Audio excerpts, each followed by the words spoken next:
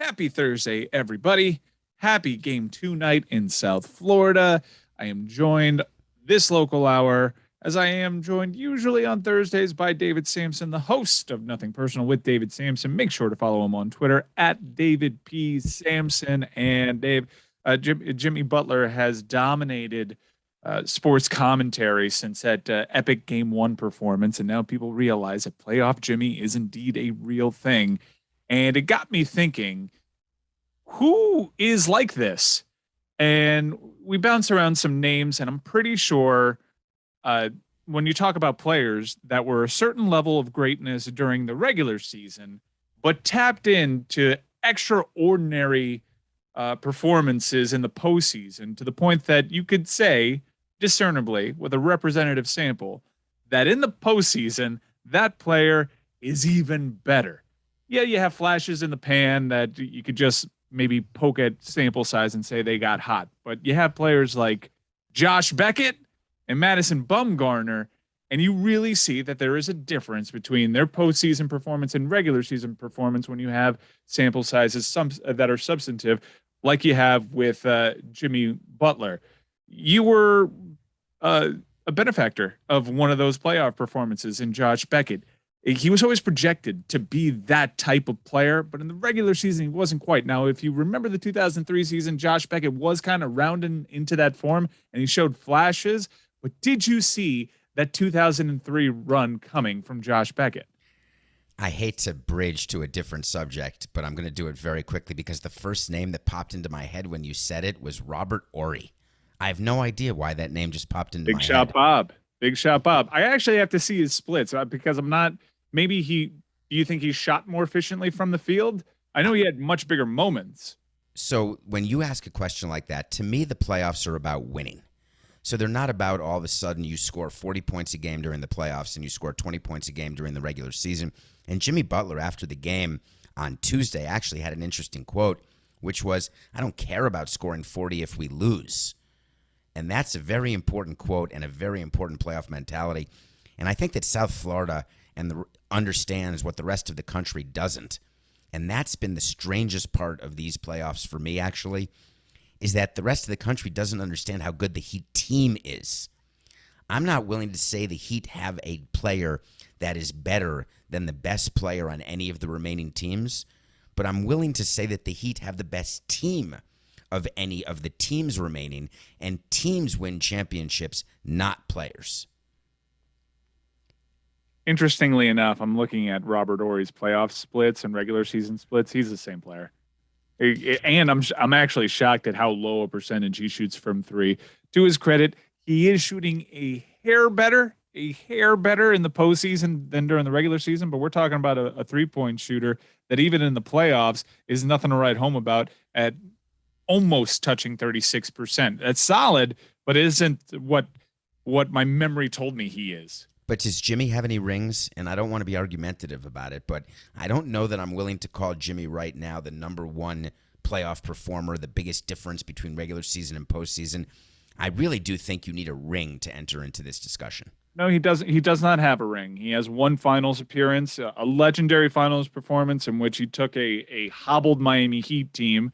Many people forget, and I'm always quick to remind them, Goran Dragic was out that NBA Finals. Bam Adebayo got hurt in Game 1 and tried to come back late in the series, but was a shell of himself. And that Game 5 performance in particular from Jimmy Butler, staving off elimination and forcing a Game 6, going toe-to-toe with LeBron, who had a dominant performance in his own right. That was one of the more impressive things I've ever seen. And Jimmy earned a lot of respect, but not enough respect to dominate the conversation entering this series with Boston. All the talk was about Jason Tatum. And I think that you not mentioning the bubble is fascinating to me because anyone outside of South Florida and LA is mentioning that finals happened in the bubble. And if you talk to the players about it, just like if you talk to the Dodgers when they won the World Series in Texas without fans, or they had some fans, a modicum of fans, it's just a different feeling. I think this is such an important postseason for the Miami Heat and for the legacy. I could argue that Eric Spoelstra is close to the Mount Rushmore of coaches all time. But if he wins a title with this team in an era when it's about the superstars and the big three and having two or three superstars, I think this would be his best coaching performance. And that's quite a comment when you think about the championships that he's won. But that's what I was thinking about watching the game. And tonight's game matters, right? You've got to take the 2-0 lead, because as exciting as it was on Tuesday to win that game and Jimmy's game, all Boston's looking for is the split. And if they get it, then game one didn't matter. I'm not going to go as far as you did in saying that they have to win this game. I think already they're in a pretty good position. These two teams are evenly matched. That third quarter that we saw in game one is probably not going to define this series. And right now, Boston is looking at a scenario in which they have to win 4 out of the next 5 to avoid a game 7 on Miami's home court. And that game that was back in March, I believe, where these two teams played in the TD Garden, and first place in the Eastern Conference was on the line, is turning out to be a big one. I am going to pin you down and get that Josh Beckett answer, but before I do, I want to talk about Josh Beckett with you, but I was delaying it because it's a more complicated story with Josh Beckett. All right, well, I want to hear that complicated story, but you gave me an off-ramp with the bubble. All right, I am a Miami Heat homer. And I always took great offense to whenever people tried to dilute the accomplishments of that bubble Eastern Conference championship. So this is purely my homer perspective as a fan. I never got why people tried to dilute. I never got why talking heads in the media tried to dilute the accomplishments of that. I totally understand why fans are so self-important that they believe that anything that happened in the bubble basically didn't count because they weren't there, because they have such an influence over the game. But if I tell you, you have this antiseptic environment with perfect sight lines, no travel, no back-to-back, no off-court distractions, it is purely about the sport, then I could make the argument that the bubble was the best possible form of competitive basketball that we could possibly have. Yes, it was a mutation of the pro game with no fans, but in terms of mano trying to figure out who the best was, I don't understand why people take so many shots at it. I think you've missed two very, very important things. You said dilute, and I would say differentiate. I don't think people dilute the accomplishment. I do think they differentiate it. David, I'll stop you right there. They absolutely, basically don't count it. Well, okay, so that would be different than counting it. So maybe we're just looking at the same thing from two sides. But then if you want to dismiss that side of what I'm saying, let's go to the other side, which is the no distraction point that you made. If you talk to players, which now that you may have spoken to players about this, I think they would tell you that they had more distractions in the bubble than outside the bubble because of what it was like back then. They were worried about don't forget what the world was doing in 2020. We were pre-vaccination. They had not seen their families in was it months? It may have been months. Yeah, actually. For the Miami Heat, it was even though the playoffs were a little quicker, you had a tighter schedule back then. In some respects, it was months. I know that during the NBA Finals, teams were allowed to bring some of their family in so they could enjoy it. And enjoy the bubble, right? Right, back then there was fear. So I'm just pointing out there was fights in the stands with Tyler Hero's contingent, I remember. His family. Can you imagine if there were a Malice in the Palace in the bubble? Because that would not even involve fans. So would the NBA be upset about that? Would they suspend players for their families going at it? The mental health aspect of what the NBA threw at these players in the bubble that was a big one. Is not something that I should have discounted or just simply omitted. So I'm happy that you highlighted that.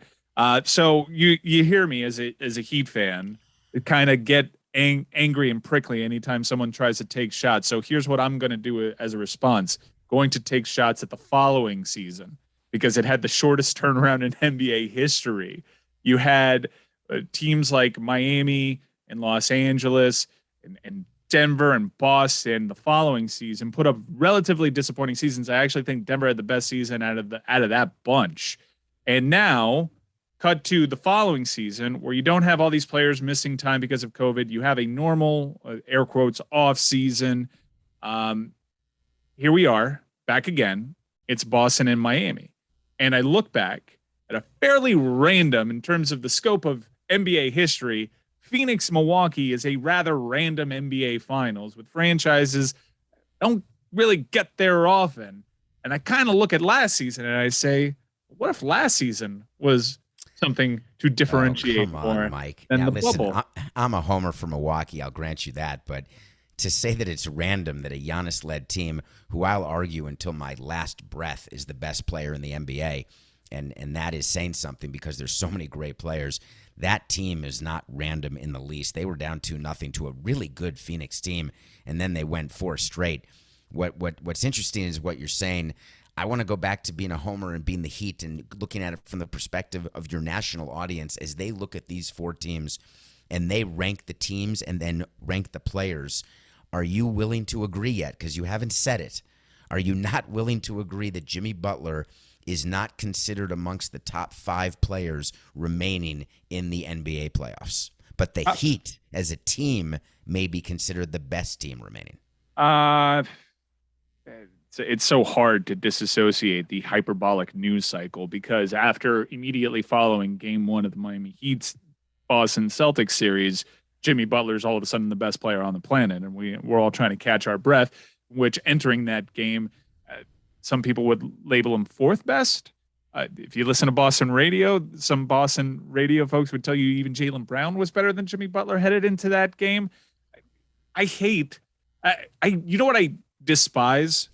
People tweeting their basketball takes live during a game. Just sit on it. You should never live tweet a basketball game. Game 1 was an example of exactly why. You had people calling Miami the Phoenix Suns, putting up a Phoenix Suns Game 7 type effort. You had Skip Bayless saying it was done. And then that third quarter happens, and you got a lot of old takes exposed almost in minutes. Stop live tweeting basketball. You're only playing yourself. Well, basketball is a sport. I would not enjoy being the president of a basketball team. And the reason is that, first of all, I like the fact 162 games is way better for me than 82 games because any loss you can erase the next day. Yeah. So How many times did you go for a president of a basketball team job? Did I go literally go for? How many times did you talk about it? How many times did you interview for it? And how many times did you personally deeply want it? I probably only deeply wanted it once when I wanted to be the president of the Knicks way back in the day. That would have been a great experience for me. And I think that we've talked about this. I assume we have. We have, but I'm genuinely curious to know if anybody else kind of bumped their way into the fray.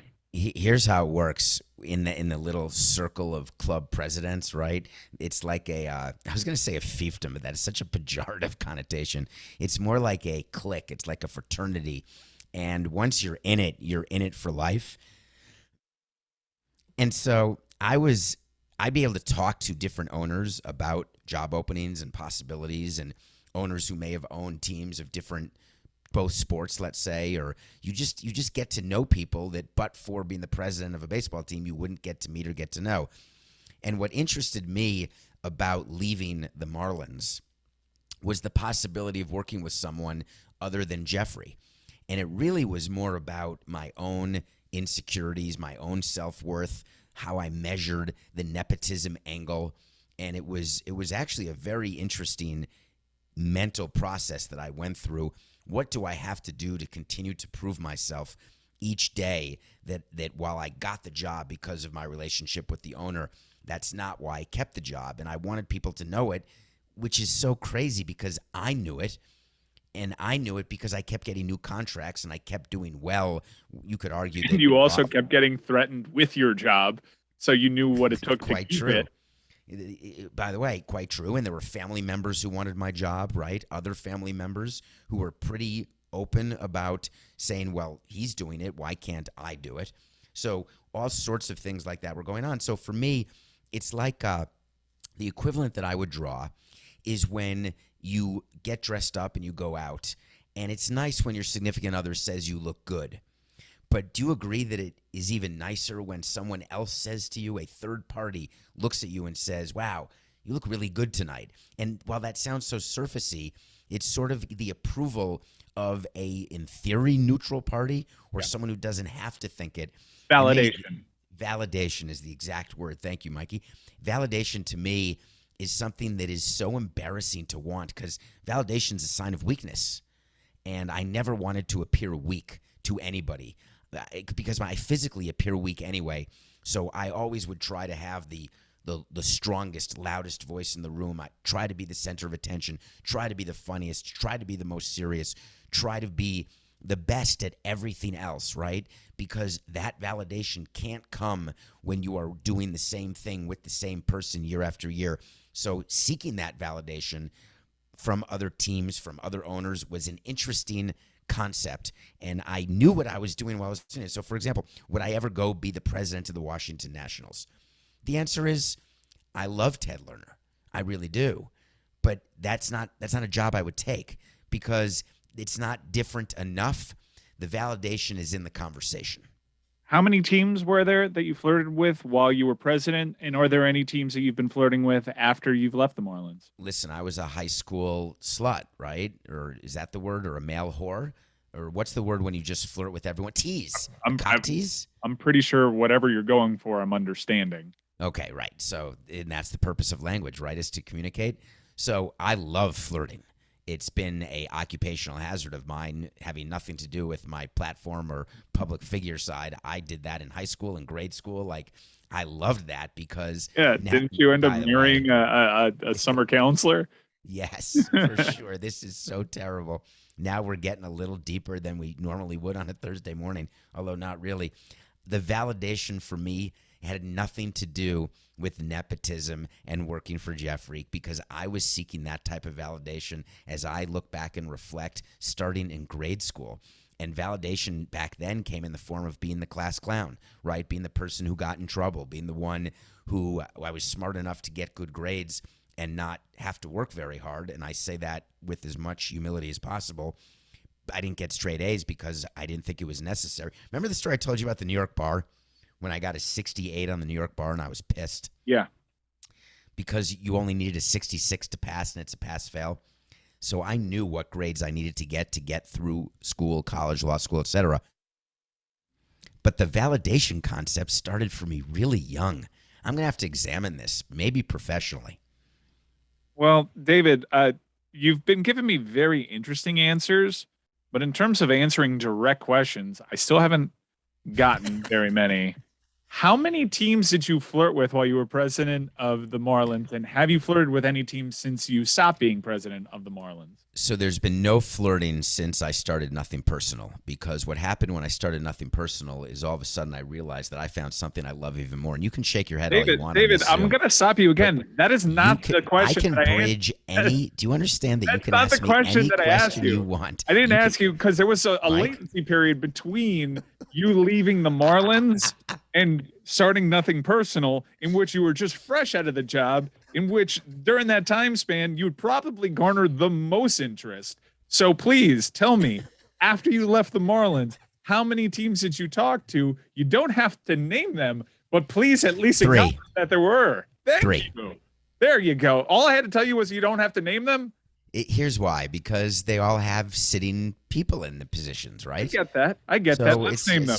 It's just not my gig. All right. So here's why. Were they all in baseball? Yes. Okay. And I want to explain that because there's a deeper reason why they were all in baseball. My experience with basketball, football for me was never like, there was an executive named Jonah Hill. Oh my God, that was funny. Oh my! I don't know if you're going to cut that. It's Paul DePodesta. Paul DePodesta, who's now with the Cleveland Browns, who was played by Jonah Hill in Moneyball. Why would my brain go to Jonah Hill? Wait, so when you met with Paul DePodesta, the entire time you were just thinking, "This is Jonah Hill from the movie. I'm in the room with Jonah Hill from the movie." No, because I did do that with Billy Beane, though. After Moneyball came out and I'd be with Billy Beane, I kept looking at him and I kept saying, a very flattering casting. And Billy Beane's a handsome man. God. He's got a presence, but he got Brad Pitt. That'd be like you handpicking. Who would you want to play you? Well, it used to be I used to say Tom Cruise. I can see that. It's a height thing, though. It's so listen, they're all, by the way, they're all small, right? They're all shorter The than Tobey Maguire, that sort of genre of people is who I always pictured. And I worked with a guy, PJ Loyello, who would have been played, because we talked about, like, if a movie were made about this, he'd be played by Kevin Spacey. And that was cool until it wasn't cool, and now he's got to find someone else. So it's very tricky when you ask who you want to be played by, because I got a casting for you. Well, it's tricky because of Kevin Spacey thing. Sam Rockwell. So I'm not worthy of Sam Rockwell, right? He's way too. I think quality. we agree there. We agree there. Who's a bargain bin Sam Rockwell that we can get for you? What's a character actor? Maybe a love of tattoos, but that's about it. So I don't even know what we're talking. So Paul DePodesta went from baseball to football. That's what I was getting to. And so I thought about that, and circling back to where we started this conversation, I wouldn't want to work in the NFL at all, because I could not mentally handle the one game a week. I can't live with losses for an entire week. And as great it would be to live with a victory for a week, the living with a loss would be far worse. So I was very aware that that would not interest me. Basketball would have, but the experience I had with the Knicks, and it just, I focused on baseball. And also, if you go back to validation, you go run a different team, and you win with that team and get a second World Series. It was really about, can I get another ballpark built? Can I get another World Series? Because that type of repeat would have simply been, to me, it would have cemented and ended any argument that what happened in Florida was sort of a one-off 18-year run. But then I met with somebody, and I met with Bob Dupay, actually. I'll give you the name. Bob Dupay, the former president, who had a very influential part of my life. And one of the top fives you had me do was, one of the top 5 worst moments was Bob Dupay calling me out, flying into Florida to talk about how badly I was doing at a certain point in my career, very, very early. And when I spoke to him about it, he asked me a very simple question, and it resonated so much. I was an MLB analyst at the time with CBS, nothing personal and not started. And he said to me, "What's left for you? Like, explain to me why you'll feel better if you have to get to know another set of politicians, and all of a sudden you have to you're a career president, like a Larry Lucchino type or a Stan Kasten type. Like, what is your personality? Is it the same as theirs, where you need that continuing sort of rollover validation? Or is it the way your career's gone, where you've done a whole bunch of different things? Why wouldn't you try to do something differently?" And that was a very, very sort of seminal moment. And people generally don't like having mentors. They don't pay attention to people who may have gray hair or to people who've been through it. So I encourage people, and I like acting as a mentor to people now that I'm in that demographic. People who are older, who have been through experiences and had moments of failure and then success, are really important people to know and talk to. Oh, I owe all my success, my professional success, such that it is, to the notion of mentors. When I was a teenager, my dad sat me down as I was getting close to college time and asked me what it is I wanted to do. I wasn't exactly sure, so I threw a couple things his way. I was like, well, I love sports, and I want to either be in sports media or I want to be a sports agent. My dad went to the very top of the local heap. He's like, well, you need a mentor. You need to find a way to get either Drew Rosenhaus to be your mentor or Dan Le Batard to be your mentor. And here I am several years later producing Dan's show. And I've had several mentors, not just Dan, along the way, and I wouldn't be here without that. So I think that is sage advice. I imagine that a lot of the interest that you get, that you garnered from teams, this is just an assumption on my part, given your resume, they might have been teams that were trying to get a ballpark built or stadium built. Yeah, so it was institutional knowledge, right? And it was someone willing. Actually, one of the most attractive qualities I had to other teams was my ability to not care about being disliked. And that was actually articulated to me. And I talk about that a lot with you, that I really have thick skin. And sometimes people in your own container don't realize, actually. Sometimes our audience doesn't even realize it, because you're not a terrible, for someone that's watched so many movies, you've picked up a couple acting tips along the way. And they genuinely think that you're very sensitive. And I know the opposite to be the case. You do get sensitive and prickly about where you're probably most insecure, and that's just only human. Right. So, but if you know where your insecurities are and you can sort of and understand them, but when it comes to, let's say, your show, I don't really have a sensitivity. Like the whole thing with Chris and with Billy, none of that ever bothered me, right? Chris was all happy that he didn't return my text, or he said something like, oh, he texted me and I didn't want to return it, as though my day would be ruined or something. Worked himself into a shoot. You're just working everybody. Right? It just doesn't matter to me. And so that is an attractive quality if you're going to be a team executive, very attractive quality to have that thick skin and have that shell. And as we talked about, the problem with that is when that bleeds into your personal life, it completely is mayhem, right? For everything you do, every relationship you have, because people need a crowbar and one of those construction drills to get through concrete in order to see whether or not you actually have any feelings or have any emotions.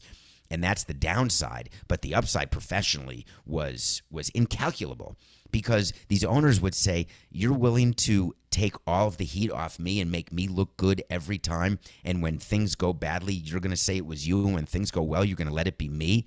And that is the single most important thing that owners want in a team president. Look at what's happening in Oakland right now. You never hear from John Fisher, a billionaire who, with the fortune from the Gap. You hear from Dave, the president, saying these insane things. I wish that I could speak to Dave, actually. Whatever. It's just what he's doing in Oakland is not from the president playbook, because he doesn't have the right PR help. He doesn't have the people around him to give him the message points when you're going for a new ballpark. But when you are going for that new ballpark, and it's something that Stu Sternberg and his team president, Matt Silverman, have never been willing to do, they've never been willing to be unpopular. And if you're not willing to be unpopular, you're not going to get anything done. I'm sure there's several people in the audience that might have assumed that one of the teams that came knocking on your door might have been the Oakland Athletics, because they've been trying to get a new stadium for 30 years. In that, I've seen the renderings of their stadium for 20 years. They have threatened to move to San Jose. That was in the late 90s, I believe. I assume that the Oakland Athletics called you immediately. No, that happened, actually. The San Jose situation got resolved in the 2000s. San Francisco Giants had filed basically what internally we would call a complaint or an official request for arbitration. There was a very lot of lobbying that Larry Baer did when he was the president of the Giants to make sure that he had the votes. What's funny about the inner workings of baseball is when something's going on between teams, you don't necessarily need the commissioner on your side.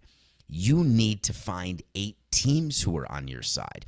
So you spend your time calling the other teams in order to make sure they don't vote for Oakland's ability to move to San Jose. Because the commissioner can say all he wants, let's be clear. And when you guys talk about Rob Manfred and how crap he is, I guess I could have said shitty, and all the things that he does wrong, you're not realizing how significant it is, the role that the owners play in the direction of the game and the direction of the negotiations. So Larry Baer would call every team, and he was trying to figure out his votes to block Oakland from moving to San Jose. That was not the 90s, because I joined in 99, and I met with Larry. Larry would actually meet with you. That's how significant it was. This is not like an email.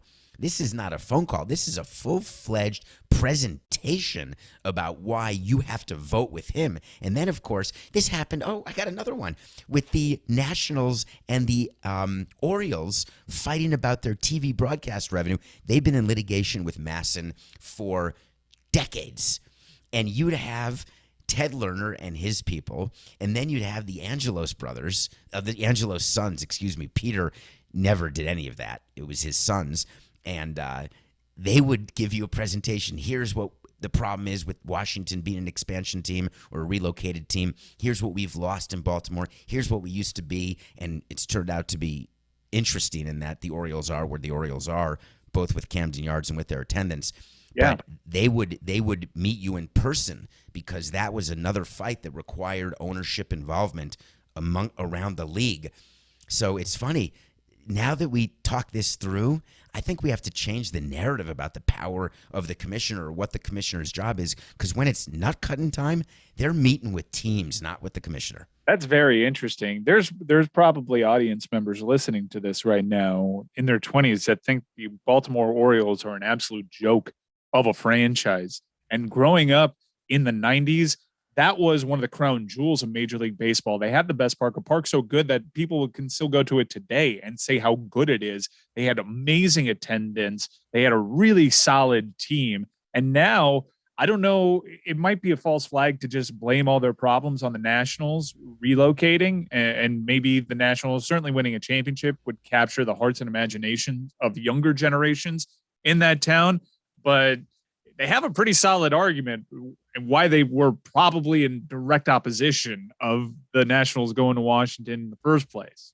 They lost a huge part of their draw, right? And that was the concern of San Francisco, that we get corporate sponsorship dollars from the San Jose area. We get season ticket holders from the San Jose area, and we're not going to be able to get them from the Oakland area. So their argument was that the Oakland A's season ticket holders, however many there were not going to all of a sudden embrace the San Francisco Giants because Oakland moved to San Jose and that left only San Francisco. Just like what Angelos was saying is, if we lose some fan base to Washington, we're not going to get from around Baltimore enough of an increase in order to make that even. And so then the question is, how do you calculate it? And so what the meetings are about is they talk to you about demographics, they talk to you about projections, and then they try to actually capture real numbers and convince you that those are the numbers. That's the loss. That's the significant problem with this other team. That's why having a third team, which is what Tampa and Stu Sternberg has wanted his whole career as an owner, he wanted to move to the Northeast, still wants to move to the Northeast. And you've got the Celtics and Yankees who are openly telling you, you're not going to get the votes because we are such huge revenue sharing payors, meaning our revenue is so important because we give other teams so much money that you're not going to get their votes for this move, because if our revenue goes down, then they're getting less money. Now, you're going to say to me, and this was the Tampa argument, but isn't it equal? So if there's a third team, it's the same amount. If one person spends $1 for the third team in the Northeast and not the second team, then isn't it the same dollar? And the answer is no, and here's why. There is an amount of money, it's like a vigorish, it's like the multiple effect. The multiplier effect is probably a better way to say it, where the Yankees have the ability to charge a certain amount of money because of supply and demand. They have the ability to charge a certain amount of money on the corporate side, on the ticket side, on their broadcast revenue through Yes Network is all based on region. It's based on supply, demand, and that's how the money works. And so that was a pretty convincing financial argument, which is why the Tampa Bay Rays have no chance of moving to the Northeast. And it just happened, oh my God, Mike, in football. Who wanted to move to Dallas? Was there did you just read about that? There was a team that wanted to move to Dallas? It just came out that a team, they're talking about a second team in the Dallas area. I think that maybe would they go to Austin to try to tap into that region? Dallas could probably. Was this a fever dream? I think an expansion team in Dallas wouldn't be hearing it first just now. No. I read the article. There was definitely an article. I can GTS right now, except I can't put on my glasses, Google while talking to you at the same time, which you're quite good at. I saw in May 9th, mayor of Dallas wants an expansion franchise, says area could support 2 NFL teams. Yes. Okay. Okay. That's different than Doesn't a team. That count? No, a mayor. Oh, no, I'm saying. Oh, I see where it came from now, but I don't pay any attention. Like a lot of mayors want a lot of things. Well, that's quite true, and some mayors get them in certain ways, and some mayors don't. But I'm actually talking about something slightly different. Where this has been talked about of a second.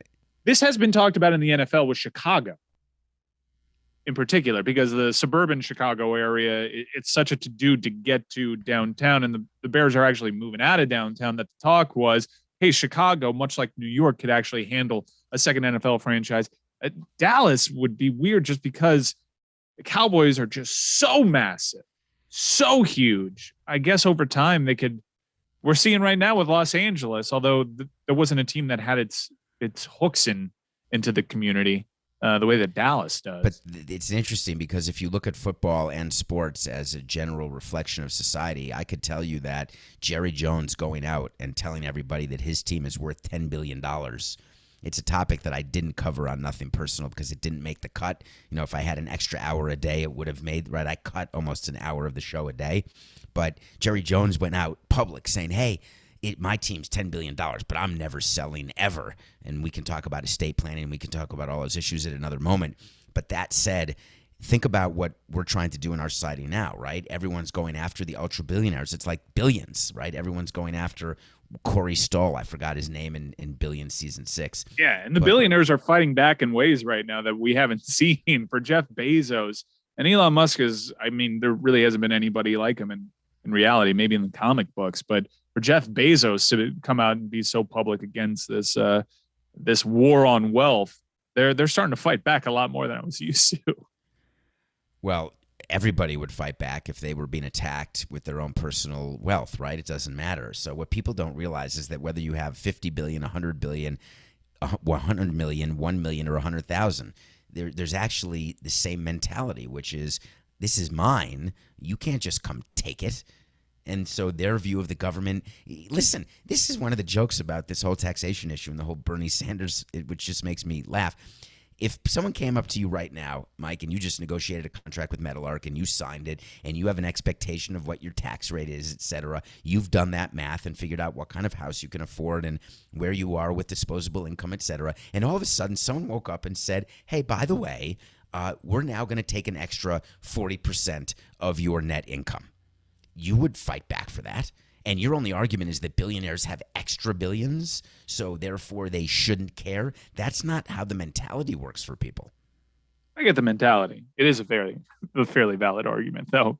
Extra billions is a nice luxury to have. Listen, yes, it is, and I'm not in any way feeling sorry for billionaires. And an extra 10% of income for people whose income is $70,000 is way different than an extra 10% for people who have $50 billion. Of course, I understand that math, but I'm talking about the mentality. Yeah, I get it. You ask why Jeff Bezos is fighting. Yeah, I get it. Why. That's why. Uncharacteristic. That's why. Their personal lives, they budgeted for things. I get it. You did a solid job of articulating, but I don't think we're changing anybody's minds with that. So there was a couple. I'm not trying to change minds. No. I appreciate the discourse though.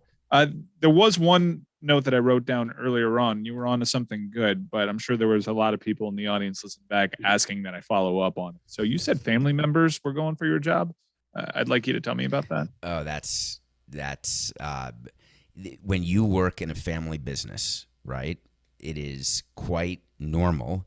Haven't you ever seen Succession, right? And that's not what my family was. But let's be clear. There were people who did not understand why I was named originally to work with the Expos and why I would not have been part of a competitive selection, shall we say, to have that job. And my problem is that sort of ugliness didn't manifest itself until I had achieved successes, until there had things and I don't mean on the field, right? I'm not a better president because this is the crazy part. I'm not a better president because we won the World Series in 2003. Right? If we don't get a 2-out RBI or Jose Cruz doesn't drop the ball in right field against the Giants, does that mean I did a worse job? I was valued, and the negotiations with Jeffrey over the 18 years were never about a one-loss record, right? That was far more with the GM and the managers. It was about his money and whether or not I was hitting budget and whether or not I was providing upside to his expectation on the financial side, whether or not I was able to get banking deals done, access lines of credit, access debt, get a ballpark done, get an actual jewel event, and then execute it like the World Baseball Classic. That's really how I was judged. And what family members never understood is that while I got in the door because of nepotism, you don't stay in the door because of nepotism. And I had a skill set that they didn't have. That doesn't mean they're bad people. It doesn't mean they're not smart people, but it takes a different skill set. And I'm not sure that Jeffrey knew that I had the skill set when it started, other than he knew about my mouth and he knew about my skin. And I don't mean the color. I'm talking about the thickness. He knew that he was going to deflect. He knew very early, because that's his personality, that he was never going to be a part of anything bad. He just was never going to do a press conference where we were firing someone. He was never going to talk about moving the team. Anything that would reflect on him negatively, he was going to leave for me. And he knew that skill because of my background and because he knew me well enough growing up that I was made fun of and bullied and all the other things I was, and it did not impact my everyday value, self-worth, etc. But it did impact the validation side, which we talked about, but that's about it. It did stand to reason that if you got in the door through nepotism, there'd be other family members trying to get through that very same door. So who specifically in the family? Oh, come on, was, Mike. What? That's can I ask you ridiculous. this? Who You can ask anything you want, but Well, of course, why would I do that? Here's my assumption, right? Because there was a divorce in 2003, right? So I would assume that once the parents separated, people with closer blood ties to Jeffrey would start angling for your job. All right, that was. You don't want to talk about it. That's fair enough. But I was right, Mike. No, I don't want to put. Right? I don't want to put you in an uncomfortable position. You're not putting me in an uncomfortable position because people can only be in an uncomfortable position if they let themselves be put there. So I'm not uncomfortable at all because I know exactly what I'm going to answer and what I'm not going to answer. That's like people. It's so funny with Dan. People think he has his fingers up my butt pulling strings like I'm sort of puppet where I help him create headlines and do all this stuff, or he gets me to say things I don't want to say. That's the biggest bunch of horse hockey of our 20-year relationship, is that I've never created a headline on the Le Batard Show that I didn't know I was creating, not one time. So you can ask all the questions and the probing questions you want, and I'm willing to talk about more than I would almost argue anyone else you have in terms of the experiences I've had and what I'm willing to talk about. But there's certain things that it's just, I would never do that. After the divorce, who among the family members was willing to try and get your power? It's like a voice from God. I think it'd be funny if you said, it was my sister. It was my sister. David Samson, he's the host of Nothing Personally. He doesn't want to answer the question. It's fine. It's rare. I think it's rare. He could have done that more subtly, but he wanted to make sure that I knew that that was a line that he wasn't going to be crossing. Wait, did you think that by Dan asking would No, that was for comedic. Well, I was curious. Part of me was curious, but no, that was for comedic effect. But that's not even good content, right? Because if we were part of a family of famous people, then that would be good content. But it's a family of people that no one knows anything about. No, that was good content just because of how you reacted to it. I think that was telling enough because you don't react that way very often. Look, I'm not going to stay there. I'm not going to linger. You don't want to talk about it. It's cool. You gave me enough there. I circled back to it. If you wanted to give me details, he would. I understand that. Let's talk about Josh Beckett and why 2003 in that playoff run, which was, we were talking about for Dan, who just joined in at the first notion of grief eating. We were talking about how Jimmy Butler in the postseason is quantifiably a better player. And I was bringing up the examples that we've bandied around: Madison Bumgarner, Josh Beckett, guys with representative samples that absolutely kicked it up in the playoffs. We're not talking about Big Shot Bob, who in the postseason when it was actually the same exact player he was in the regular season. We're talking about guys like Beckett and Mad Bum that took it up an extra notch. Talk to me about Beckett, because he was kind of rounding into form in 03, but when you hold up the success that he's had in the postseason, not just with you and with the Red Sox, he couldn't replicate that during the regular season. So Josh Beckett is an interesting personality. He's a great example. He never was able to understand the benefits of a May 13th game, right? It was not his thing. So understanding that regular season games matter just as much as postseason games is a mentality you want your players to have, but in reality, it's hard to convince them of that, other than saying that you can't get to the postseason unless you win during the regular season. He had nagging injuries. He had discipline issues, right? If you look at Josh Beckett's career, and I've talked to him about this directly, so I'm not telling you anything that I wouldn't say to him, he would look back at his career and say, it was a number one success because I'm rich. But he would not say that he pitched to the ability that he had because he never was willing to care as much about the regular season as the postseason. And I don't say that that is a necessarily bad mentality, because once you're in the postseason, you want someone like Josh Beckett on the mound.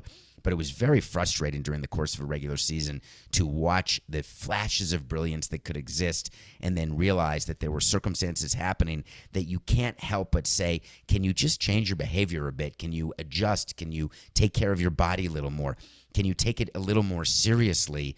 And at some point, you just realize there are players who are just not going to do that.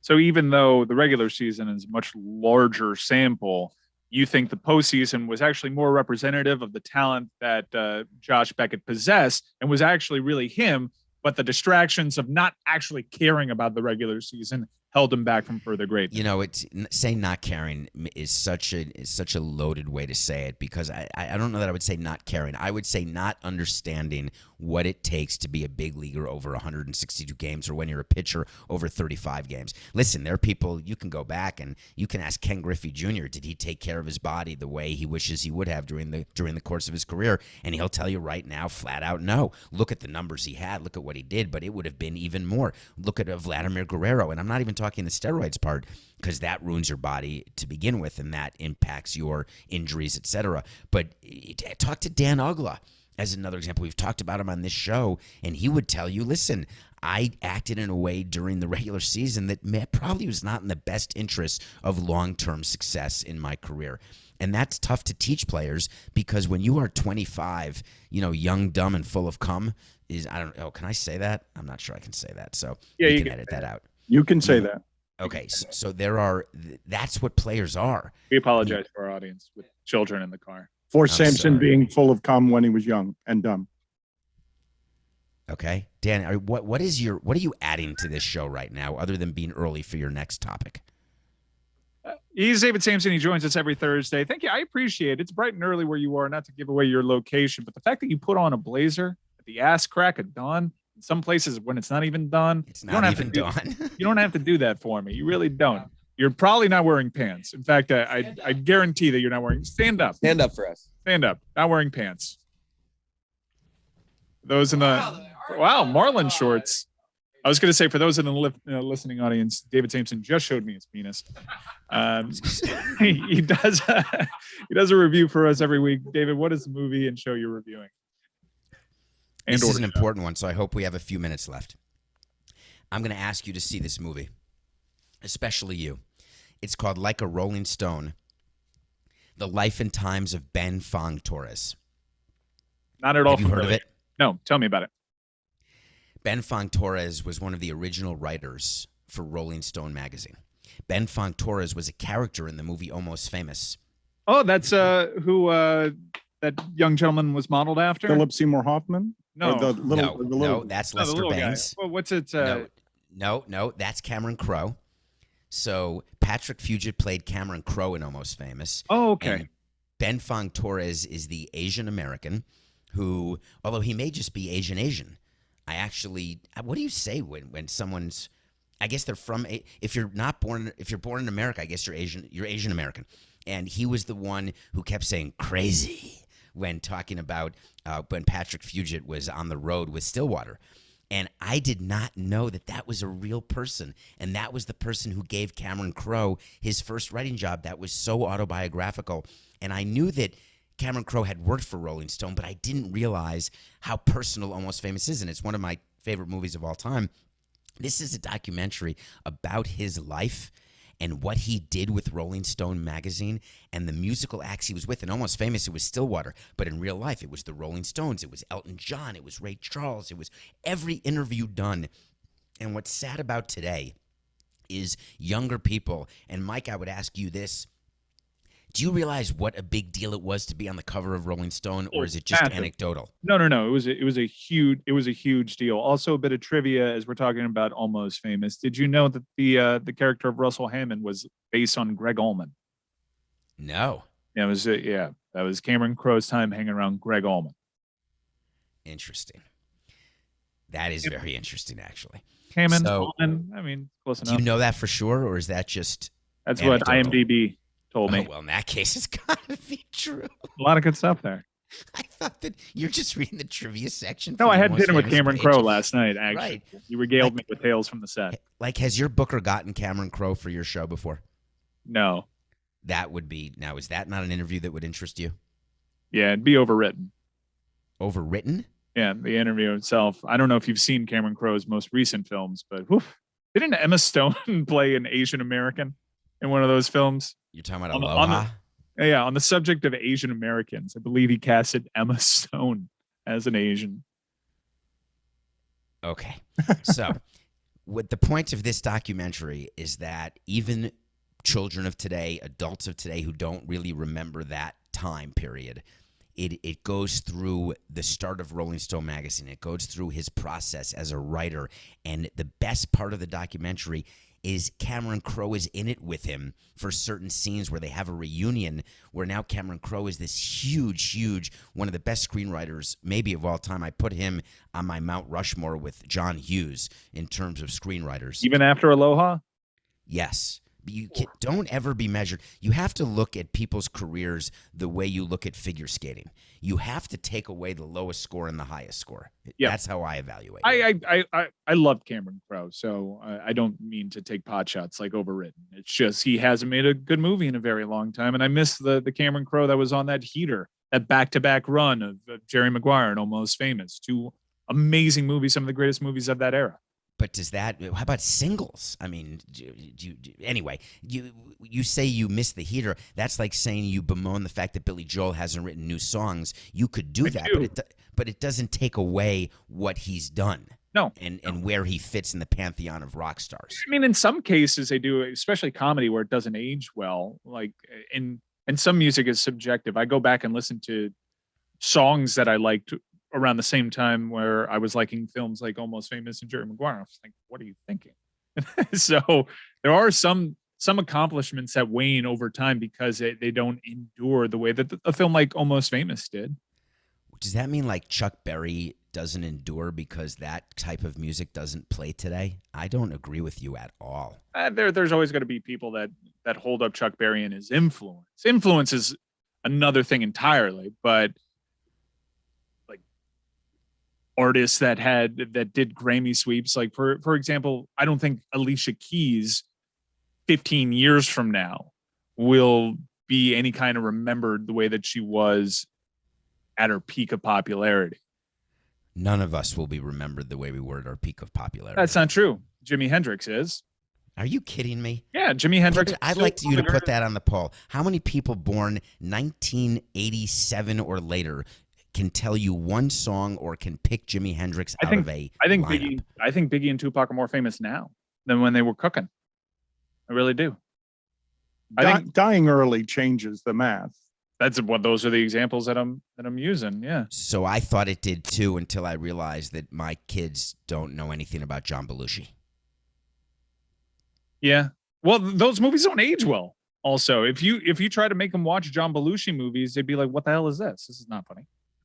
What about Chris Farley? They laugh at the YouTube clips. Yeah, but physical comedy does age a little bit better than what John Belushi was doing, and he was a great physical comedian. But Chris Farley took it to such a next level that what John Belushi was doing does. Wait, is Chris Farley more famous than John Belushi to you? No. It's not even close. Well, I do think it's close. To me, I grew up watching Chris Farley on SNL. I find Chris Farley funnier than John Belushi. I get that he was totally influenced by John Belushi to the point that he wanted to die like John Belushi. He did die like John Belushi. Yeah, but no, I think he romanticized the idea of just going out the way that John Belushi did. I think he idolized John Belushi that much that it was something that he kind of romanticized. You think it was a self-fulfilling prophecy? To a degree. Wow, that's very deep to me. Because I think that you can have things be a self-fulfilling prophecy, but they can't result in death, because you can't have that as your self-fulfilling prophecy, short of jumping off a building, right? Like if you want to die in a plane crash, you can't plan that. I don't think Chris Farley planned. He lived a life that reasonably you could say would result in dying of a drug overdose, but I don't think that he wanted that. I mean, I think that there is certain tragic instances, whether self-inflicted via weapon or drugs, that people are so self-destructive and they get to a point and they build this narrative around there that they do kind of think that they're fulfilling some sort of prophecy in some instances. So do you think like Keith Richards is pissed? That it just hasn't worked out? That he's wanting to fulfill this prophecy, but he's just so goddamn good at taking drugs. I'm going to check out this movie. It sounds up my alley. We have to wrap up here. Up your alley. It is an important Thursday here on the Le Batard Show. It's game 2, an uneven set of game 1s 2 nights ago. So thank you for taking the time out and putting a blazer on and showing me your penis. David Samson, host of Nothing Personal. We'll talk to you next week. Goodbye. Larger than I thought.